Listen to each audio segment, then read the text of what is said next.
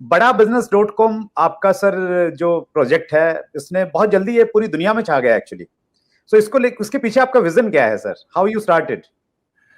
हाँ, बड़ा business dot com ये मेरी कंटिन्यूस लर्निंग का ही एक रिजल्ट है जिसमें मैं काम करते रहा हूँ। एज एन आइडेंटिटी मैं कभी महंगे कपड़े, जूते, इलेक्ट्रॉनिक गैजेट्स कुछ भी खरीदना पसंद नहीं करता। किताबें बहुत पढ़ता था और बहुत लर्निंग पे फोकस किया मैंने। कहते हैं कि जो मेहनत से पढ़ता है उसका कद भी खूब बढ़ता है। बड़ा बिजनेस का कद भी इसीलिए बढ़ा। ये मेरा एक वीडियो एडिटर मेरे साथ एक काम किया करता था, अभी भी है वो। हमारे यहाँ लोग छोड़ के नहीं जाते, हमारी ऑर्गेनाइजेशन में, भगवान की कृपा है। भागलपुर से था वो। तभी भागलपुर की स्टोरी मेरी कई बार किसी वीडियो में निकल आती है। मैं उसको पूछता था कि अगर हम कुछ ऐसा करें, नॉलेज शेयर करें और तुम्हारे भागलपुर में जहाँ गांव में रहते हो वहां तक लोगों की मदद हो जाए, कैसा महसूस करोगे? पूरे सर, तो उसके चेहरे की मुस्कुराहट देख के कॉन्फिडेंस बढ़ा। और यही हमारा विजन था कि वो कहते हैं ना कि it is art of seeing invisible, that's the real vision. आज समस्या यही कि एमबीए कॉलेजेस की हालत बहुत खराब है। आज पढ़ाई की हालत बहुत खराब है। मैं मिलने वाला हूँ हमारे education minister mister Ramesh Pokhriyal से, निशंक। मेरा अब उनसे मीटिंग है, एक डिस्कशन है उनके साथ में। देश जानना चाहता है क्यों समस्याएं ये सारी है और क्या कर रही है सरकार हमारी एजुकेशन पे। अभी मेरा गडकरी जी से मीटिंग हुआ कुछ समय, लंबा डिस्कशन कि एमएसएमई में सुधार कैसे लाया जाए, बिजनेस में सुधार कैसे लाया जाए, पॉलिसी लेवल पे इन्फ्लुएंस कैसे किया जाए। तो बड़ा बिजनेस की बात कर रहे थे, क्षमा चाहता हूँ मेरा डाइग्रेस हो गया।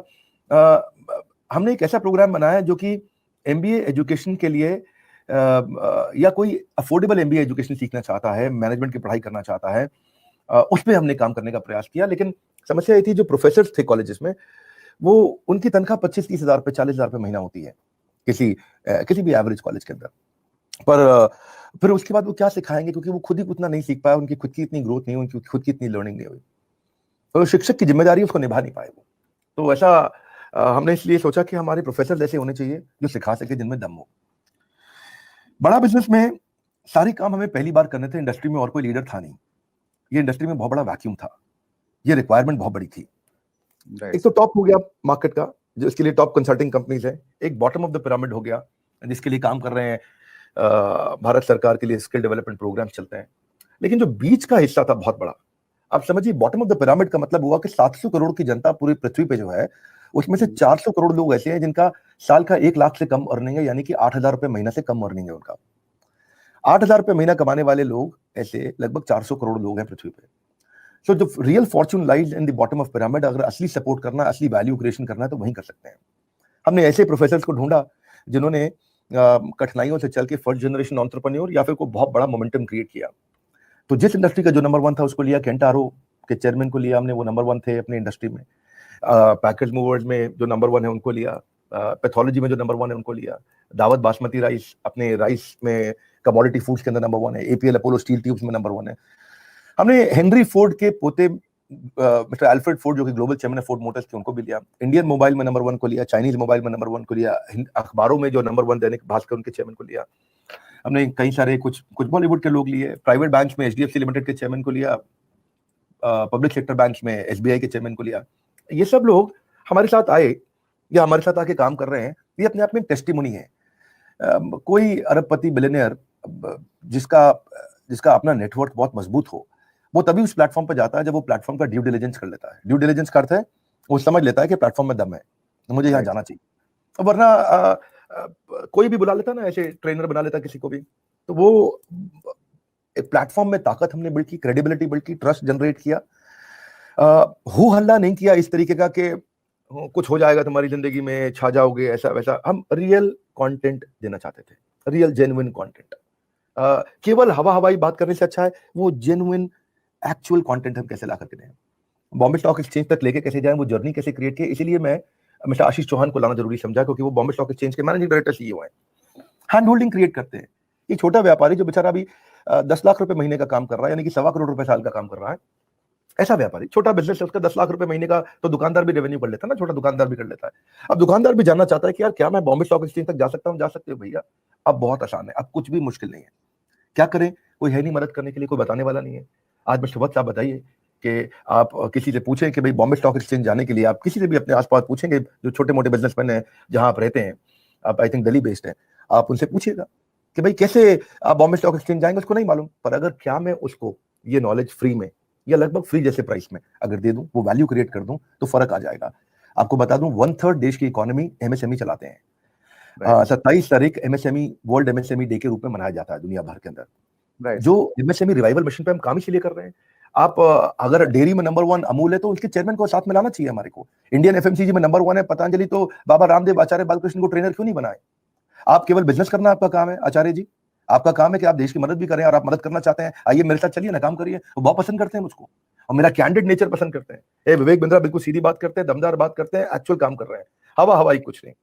तो मार्केट में ना तकलीफ बस ये रही हमारे लिए मिस्टर बट्स कि हमारे पास कोई रेफरेंस पॉइंट नहीं है कि इसने अच्छा किया इसको देख लो, इसने अच्छा किया इसको देख लो, इनकी तरह कॉपी कर लो। हमको हर चीज पहली बार खुद करनी पड़ी, और हम गर्वित भी महसूस करते हैं कि जैसे जैसे हम जो करते जाते हैं वो लोग अब उनके लिए हमने एक रूट मैप क्रिएट करके दे दिया है। तो हमारे जो पीछे और लोग भी हमारे को देख के इंस्पायर्ड होकर के इस बिजनेस में एंटर कर रहे हैं, तो जो हम कर रहे हैं वो फॉलो कर लेते हैं। अब मैं कई गिनीज वर्ल्ड रिकॉर्ड हमने क्रिएट कर दिए लॉकडाउन के दौरान, तो ट्रेनर्स भी ट्राई करते हैं कि चलो यार हम भी ऐसा अटेम्प्ट करके देखें, ये भी एक तरीका है। हम वीडियो में एनिमेशन लेके आते हैं तो वो भी एनिमेशन लेके आते हैं, हम और प्रोफेसर्स को लाते हैं तो वो भी ट्राई मारते हैं, हमने अफोर्डेबल प्रोग्राम किए तो वो भी ट्राई करते हैं, हम मोबाइल ऐप लेके आए तो वो भी ट्राई करते हैं। तो इंडस्ट्री में लोग करते हैं ट्राई, और ये एक अच्छी निशानी है कि इंडस्ट्री के लीडर की जिम्मेदारी है वो इंडस्ट्री को क्रिएट करे इस प्रकार से कि बाकी लोगों को भी एक रोड मैप मिल सके और वो लोग भी इस इंडस्ट्री को आगे लीड कर सके। तो वो बेंचमार्किंग क्रिएट करने वाले हैं हम लोग। मैं इसके बारे में कुछ जल्दी अच्छी खबरें आपको सुनाऊंगा। That's great. तो हम यूं समझे सर कि जो बिजनेसमैन थे और वो बिजनेस कर रहे थे लेकिन वो लोगों को पढ़ा नहीं रहे थे, उस प्रकार से सिखा नहीं रहे थे, तो उन सबको आपने प्रोफेसर बना दिया है कि प्रैक्टिकल सीखो जो लोग कर रहे हैं। सो बिल्कुल प्रैक्टिकल जो लोग हैं वो आपने बड़ा बिजनेस में लेके आए। तो इसका मतलब तो हम यूं समझे सर, जो एमबीए हम लोग यूनिवर्सिटीज से करते थे और इतनी महंगी फीसें देते थे और उसके बावजूद भी वैसे परिणाम नहीं आते थे। एमबीए की डिग्री लेके जब युवा वहां से निकलता है तो वो बहुत छोटी छोटी जॉब्स करने के लिए मजबूर रहता है। सो अब उनके लिए आपने एक प्लेटफॉर्म दे दिया, या हम यूं समझे कि जितनी भी हमारी ट्रेडिशनल एजुकेशन है उसको चैलेंज दे रहा है बड़ा बिजनेस.com। हम लोग कोलैबोरेट कर रहे हैं इस ट्रेडिशनल एजुकेशन के साथ। हम ट्रेडिशनल एजुकेशन की रिस्पेक्ट बहुत करते हैं। मेरी टीम में बहुत सारे आईआईएम्स के पढ़े हुए या टॉप मैनेजमेंट कॉलेजेस के पढ़े हुए कॉलीग्स हैं मेरे साथ जो काम करते हैं।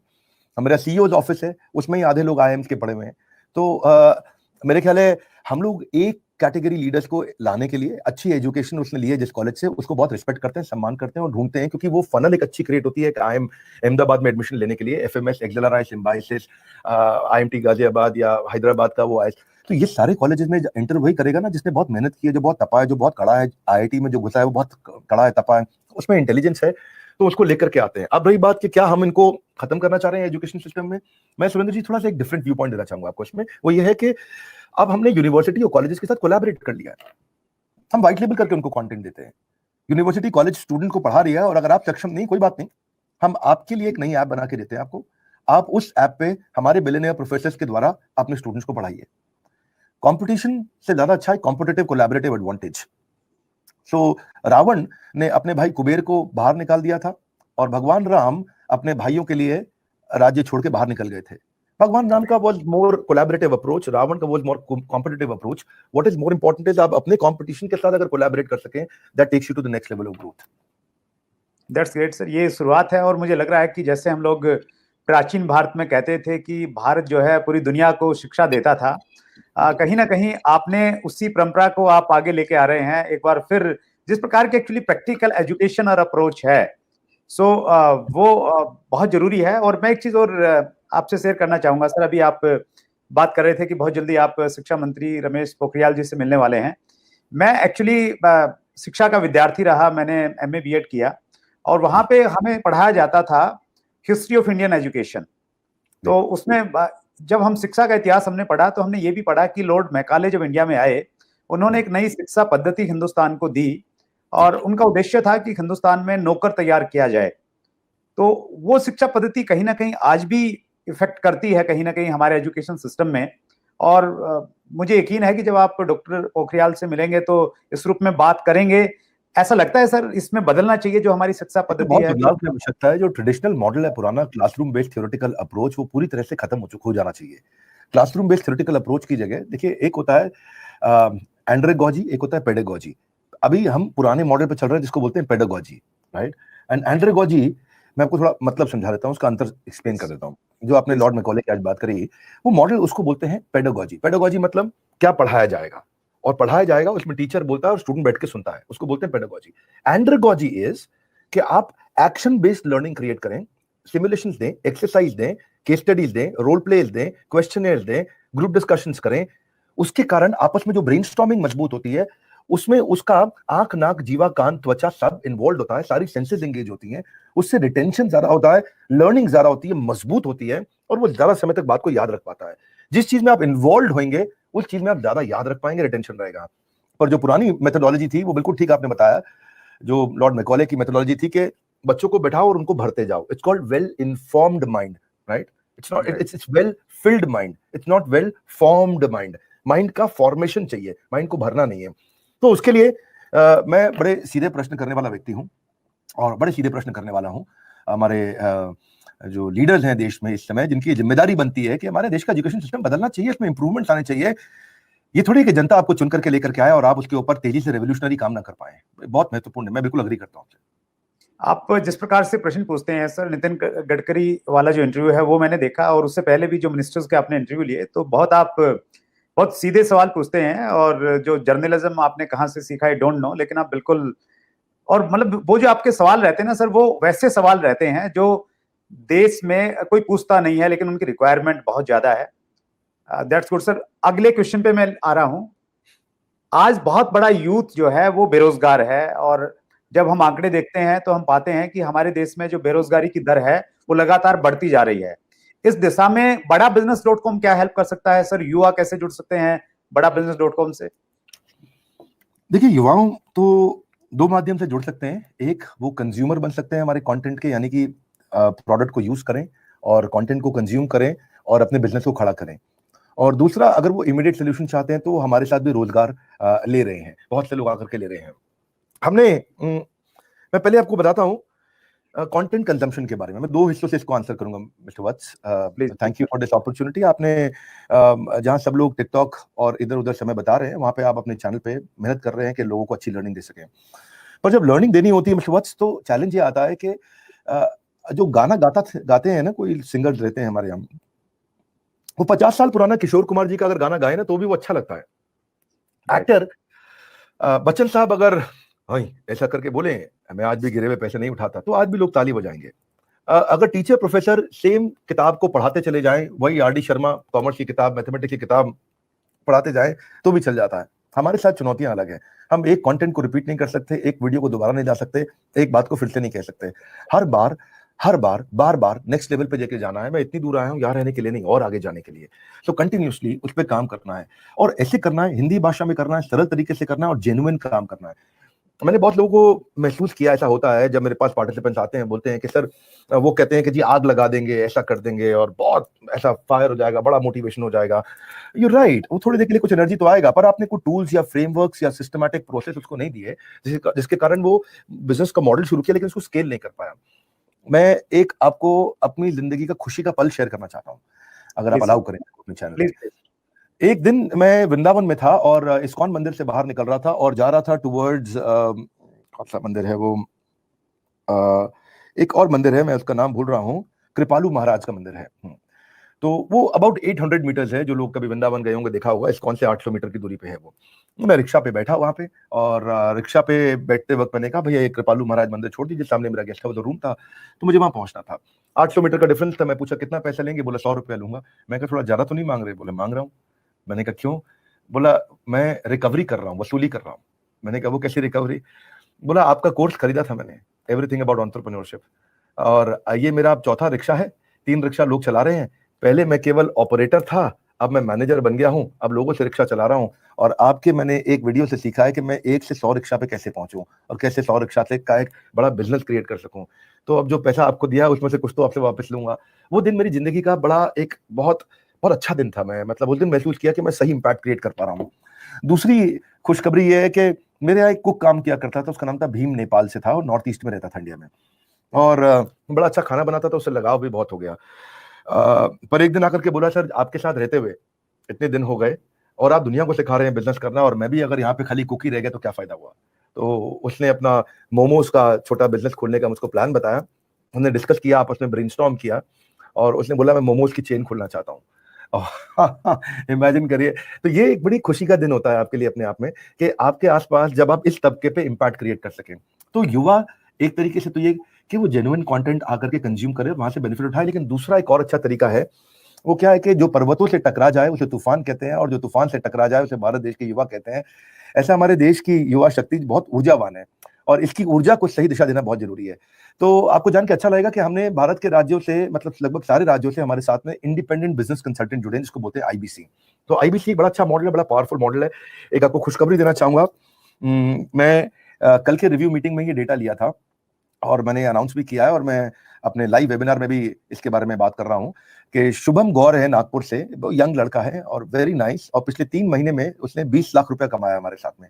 3 महीने में 20 लाख रुपए कमाया, और अभी रिसेंटली शुरू किया है। 19,16,433 रुपए to be exact. Rahul Kumar है दिल्ली के हमारे आईबीसी, उन्होंने भी 17 लाख रुपए कमाया है। केवल लकियानी है अहमदाबाद से, 16 लाख रुपए उन्होंने पिछले 3 महीने में कमाया है। मुकेश कुमार है, उनका लगभग 13 लाख, यानी कि 12,89,000, 12,89,000 बोलते हैं हिंदी में इसको। रोहित राघव है, नोएडा से हैं ये, इन्होंने भी 12.25 लाख रुपए कमाया। ये लोग वो हैं जो जिन लोगों ने अपने दूसरे ऑल्टरनेट बिजनेसेस जो नहीं चल रहे थे कोरोना क्राइसिस के दौरान, और आईबीसी मॉडल पे इन्होंने फोकस किया, और they made a lot of money. तो अभी तक हमने पहला मॉडल पायलट किया था, पायलट एक्सपेरिमेंटेशन वैलिडेशन पे मैं बिलीव करता हूँ। 6 महीने का हमने पायलट किया, इसको सक्सेसफुल बनाया आईबीसी मॉडल को।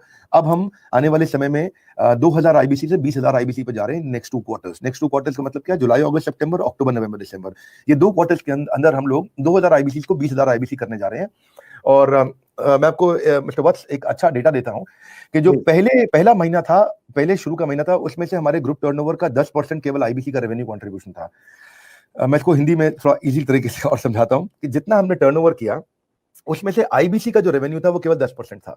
अब आगे जैसे हम बढ़े, तो 1/3 रेवेन्यू का हमारा टोटल कंट्रीब्यूशन आईबीसी का हो गया, यानी कि 33%। और आज करंट अगर आप देखें जून के महीने में, आज मेरी कंपनी का जो टोटल टर्नओवर है उसका 45% कंट्रीब्यूशन केवल आईबीसी करता है। और नेक्स्ट 2 क्वार्टर्स हम एक्सपेक्ट कर रहे हैं कि हमारी कंपनी का टोटल रेवेन्यू जो बढ़ेगा, हमारी ब्रांचेस, डिजिटल ब्रांचेस, हमारे सारे ऑफिसेज देश में 85 ऑफिसेज हमारे एक्टिव हैं इस समय, उनके अलावा भी, उसके बावजूद भी 66%, यानी कि 2/3 of my total revenue will be contributed bye IBC. तो वो ट्रैजेक्टरी को बिल्ड किया है। मेरे यहाँ बजटिंग के लिए, फाइनेंशियल एक्यूमेंट के लिए, फाइनेंशियल प्लानिंग एंड एनालिसिस के लिए, बिजनेस एग्जीक्यूशन के लिए जो फाइनेंस के मैंने लोग रखे हैं, वो सब IIM Ahmedabad, top chartered accountant, सारे गोल्ड मेडलिस्ट और बहुत इंटेलिजेंट लोगों को साथ में रखा है। एक मैंने सीईओ ऑफिस बनाया है, वो मेरा ऑफिस है। उस ऑफिस में मेरे साथ में 8 बुद्धिमान लीडर काम करते हैं देश से, और एक-एक की तनख्वाह 50-50 लाख रुपए से ज्यादा है। ये जो बुद्धिमान लोग लेकर के आए, इन पे हमने इन्वेस्ट किया। मैं ज्यादा तनख्वाह इसलिए नहीं देता हूं कि मेरे पास ज्यादा पैसा है, नहीं नहीं, मेरे पास ज्यादा पैसा इसलिए क्योंकि मैंने ज्यादा तनख्वाहें दी हैं और अच्छे लोगों को लेकर के आया हूं। So what I tell you is, what I am gonna share with you is कि अगर आप मूंगफली दोगे तो बंदर आ जाएंगे। So you got to really अपने इंटेलिजेंट बुद्धिमान लीडर्स पे इन्वेस्ट करना चाहिए। एक बुद्धिमान लीडर को लेके आओ और उसके रास्ते से साइड होकर हट जाओ, उसके बाद then he will guide you, he will actually work with you. तो हम लोग ये देख रहे हैं फाइनल क्वार्टर के अंदर, विच इज JFM, जनवरी, फरवरी, मार्च, हम लोग एक्सपेक्ट कर रहे हैं कि 75% ऑफ टोटल रेवेन्यू का contribution will only come from IBCs. तो ये इंडिपेंडेंट बिजनेस कंसल्टेंट, जब ये शुरू में देखने में हमने इसको MLM की तरह नहीं बनाया, हालांकि मैं MLM का बहुत रिस्पेक्ट करता हूं, सम्मान करता हूं, लेकिन मैं अपने लीगल कंसल्टेंट से मिला, ये 6 बड़ी MLMs के अगेंस्ट जो केसेस चल रहे हैं, इक्यूनेट, फ्यूचर मेकर वगैरह, इनके ऊपर बहुत सारे केसेस रहे हैं, बहुत तकलीफें रही हैं। क्षमा चाहता हूं, मैं नाम ले रहा हूं, पब्लिक में एविडेंट है, डेटा अवेलेबल है, मैं उनका रिस्पेक्ट करता हूं, पर मतलब फिर भी जो भी है, तो इनके लॉयर्स बाय चांस हमारे भी कंसल्टेंट है, तो उनसे बात हुआ, उन्होंने बोला कि मत जाओ आप इस मॉडल पे, stay away from this model, आप इसको सिंगल लेवल करके ऐसा बिल्ड करिए कि उसमें वो रेवेन्यू ज्यादा जनरेट कर सके।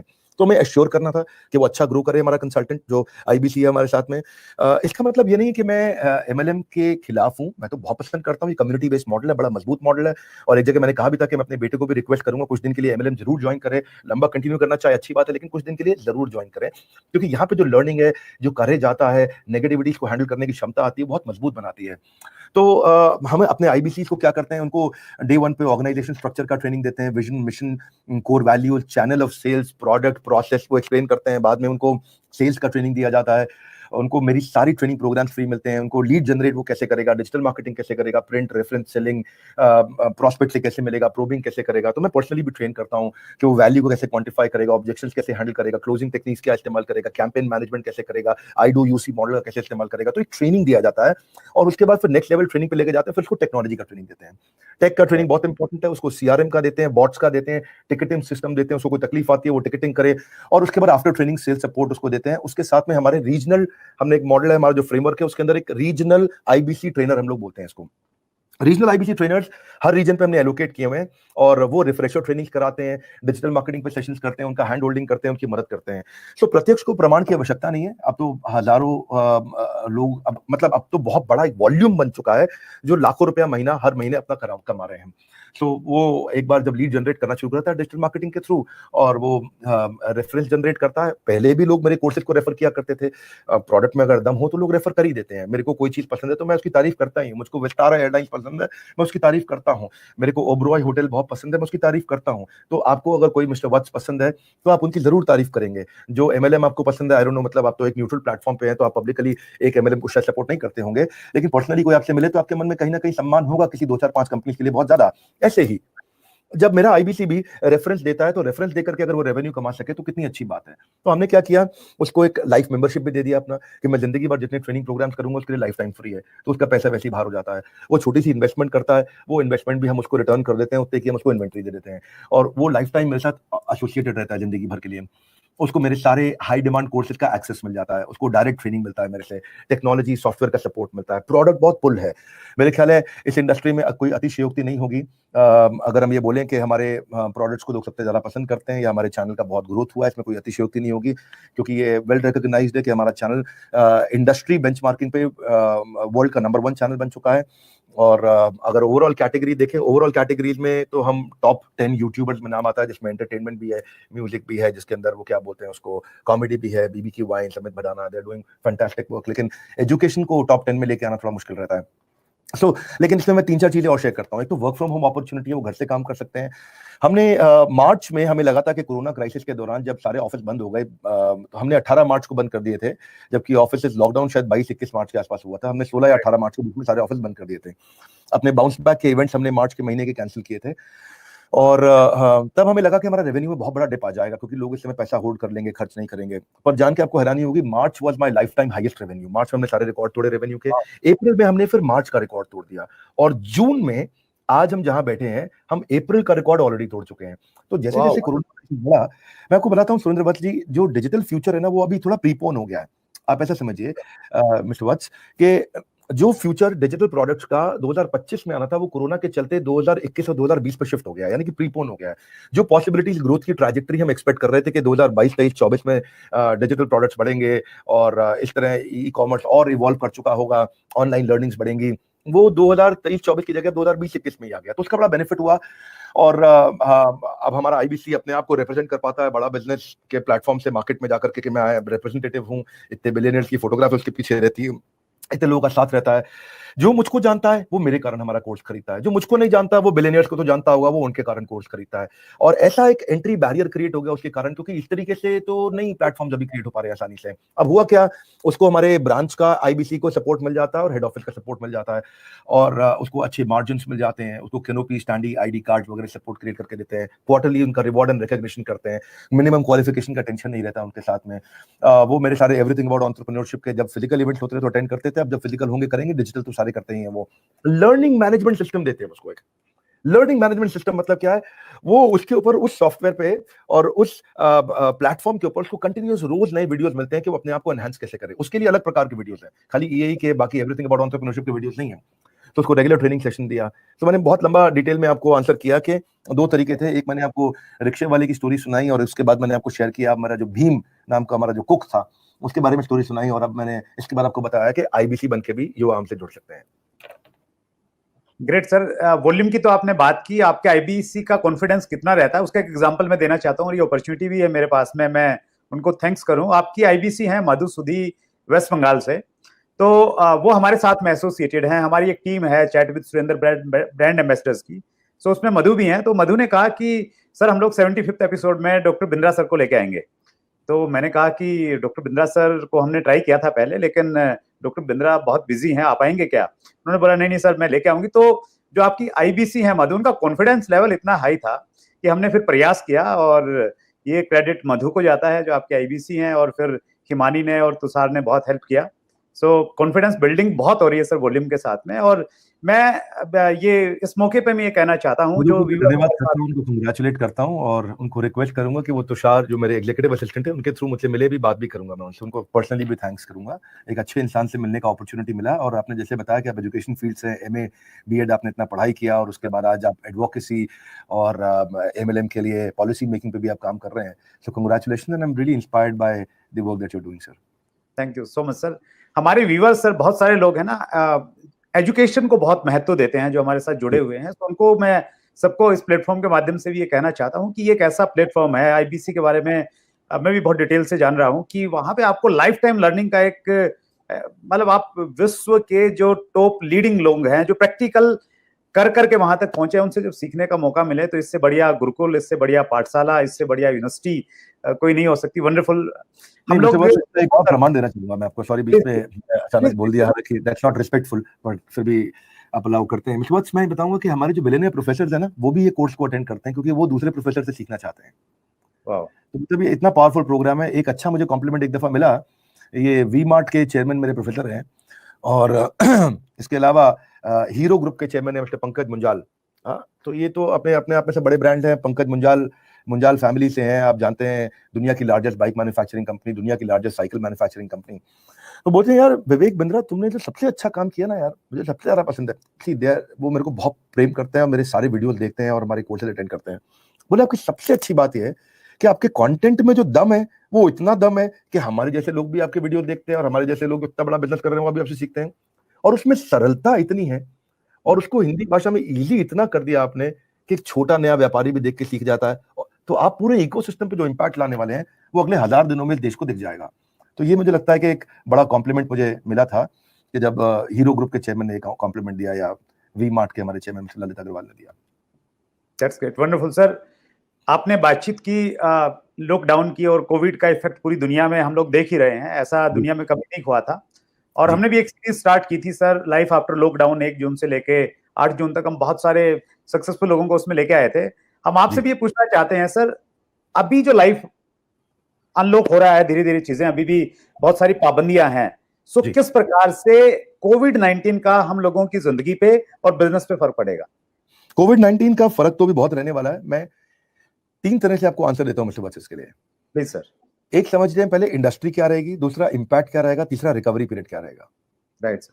तो मैं थोड़ा ना, मैं क्योंकि एक थोड़ा बिजनेस के दृष्टिकोण से ही बात करता हूं, तो मैं उसी तरह से बात करूंगा। पहला इंडस्ट्री समझते हैं, जो फार्मा है उसका इंपैक्ट कैसा रहेगा, मॉडरेट है, और रिकवरी क्या है, बहुत शॉर्ट टर्म है, जल्दी रिकवर कर जाएगा। लाइफ स्टॉक, उसका इंपैक्ट क्या है, थोड़ा सीवियर है, पर रिकवरी पीरियड है शॉर्ट, जैसे ही खुला इस समय आपको चारा तो चाहिए ही चाहिए। होलसेल और रिटेल है, नॉन फूड आइटम्स है, उस पर इंपैक्ट सीवियर था, पर रिकवरी पीरियड शॉर्ट टर्म में ठीक हो गया है वो।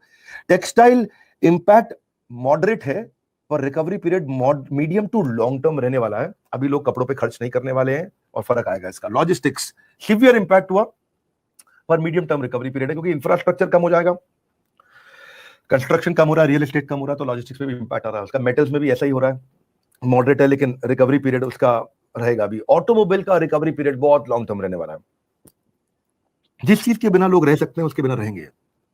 एंटरटेनमेंट में भी यही है, एक्सट्रीम सीवियर इंपैक्ट आया एंटरटेनमेंट में, और रिकवरी पीरियड लॉन्ग टर्म है। बैंकिंग में भी ये मैं इकट्ठे बोल देता हूं, समझ लीजिए James jewellery, tourism, hospitality, electronics, MSME, ये सारे ऐसे हैं जिनका इंपैक्ट भी बहुत स्ट्रांग है और इनका रिकवरी पीरियड भी बहुत लंबा है। ये जल्दी से रिकवर नहीं करेंगे, लेकिन वो क्या कहते हैं, मिलकर लड़ेंगे कोरोना से, भारत का मान बढ़ाएंगे, दुनिया माने अपनी शक्ति, विश्व गुरु फिर से बनाएंगे।